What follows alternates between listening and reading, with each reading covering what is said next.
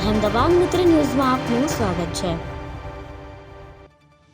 લોકસભાની 542 બેઠકોની મતગણતરી શરૂ થઈ ગઈ છે। પ્રારંભિક વલણોમાં એનડીએ 289, ઇન્ડિયા 221 બેઠકો પર આગળ છે। પોસ્ટલ બેલેટની પ્રથમ ગણતરી કરવામાં આવી હતી, હવે ઈવીએમથી મતગણતરી શરૂ થઈ ગઈ છે। આગામી 3 કલાકમાં નવી સરકારની સ્થિતિ લગભગ સ્પષ્ટ થઈ શકે છે।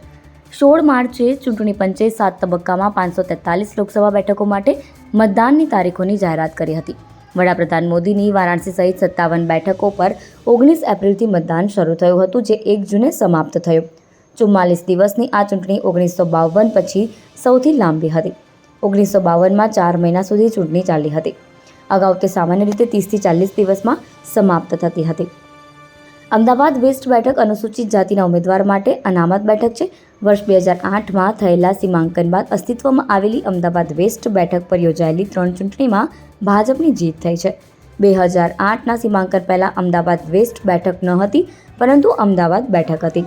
અમદાવાદનો શહેરી વિસ્તાર આ બેઠકનો મત વિસ્તાર છે। વર્ષ 2009થી ભાજપના કિરીટ સોલંકી અહીંથી સાંસદ તરીકે સતત ચૂંટાતા રહ્યા હતા। હાલ મતગણતરીની પ્રક્રિયા શરૂ થઈ ચૂકી છે। 1 જૂનના રોજ જાહેર થયેલા 12 મુખ્ય એક્ઝિટ પોલ અનુસાર ભાજપ સતત ત્રીજી વખત સરકાર બનાવશે તેમ લાગી રહ્યું છે। ગુજરાત વિધાનસભા 2024ની ચૂંટણીમાં 25 લોકસભા બેઠકોની સાથે સાથે વિધાનસભાની 5 બેઠક પર પણ પેટા ચૂંટણી યોજાઈ હતી। આ 5 વિધાનસભા બેઠકમાં પોરબંદર, વાઘોડિયા, માણાવદર, ખંભાત અને વિજાપુરનો સમાવેશ થાય છે। આ બેઠકો પર 4 કોંગ્રેસમાંથી આવેલા અને 1 અપક્ષમાંથી આવેલા પૂર્વ ધારાસભ્યો ચૂંટણી લડ્યા હતા। આ 5 બેઠકની આજે એટલે કે 4 જૂન 2024ના રોજ મતગણતરીની પ્રક્રિયા ચાલુ છે। અહેમદાબાદ મિત્ર ન્યૂઝની યુટ્યુબ ચેનલને સબસ્ક્રાઇબ કરો અને બેલ આઇકોન જરૂરથી દબાવો, જેથી દરેક મહત્ત્વના વિડીયોની નોટિફિકેશન તમને મળતી રહે।